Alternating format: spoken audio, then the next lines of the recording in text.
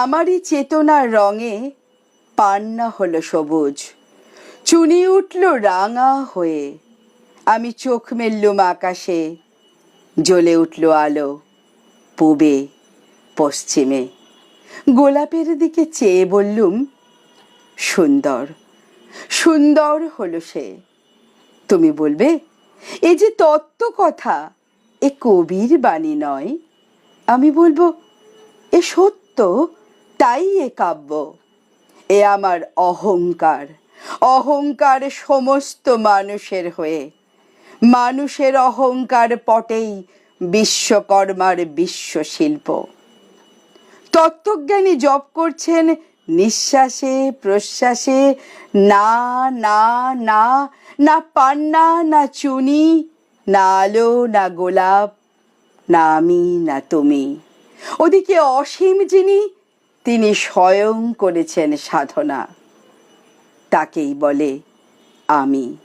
সেই আমির গহনে আলো আধারের ঘটল সঙ্গম, দেখা দিল রূপ, জেগে উঠল রস, না কখন ফুটে উঠে হলো হাঁ।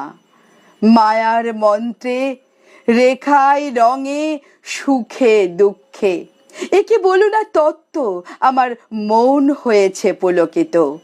বিশ্ব আমির রচনার আসরে হাতে নিয়ে তুলি, পাত্রে নিয়ে রং।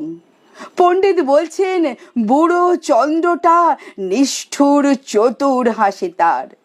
মৃত্যুদূতের মতো গুঁড়ি মেরে আসছে সে পৃথিবীর পাঁজরের কাছে।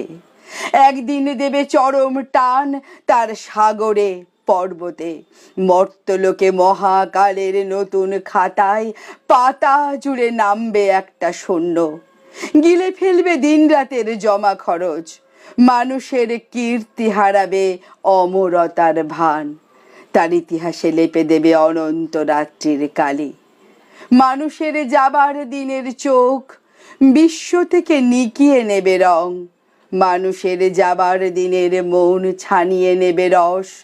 শক্তির কম্পন চলবে আকাশে আকাশে, জ্বলবে না কোথাও আলো।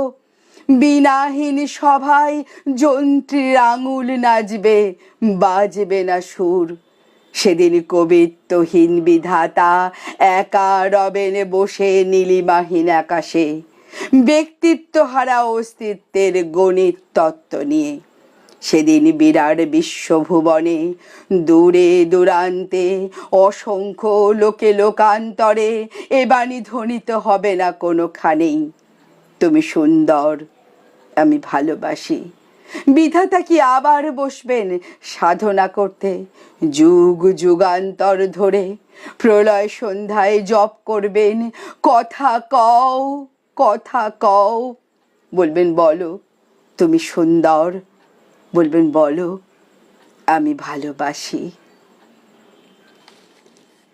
নমস্কার।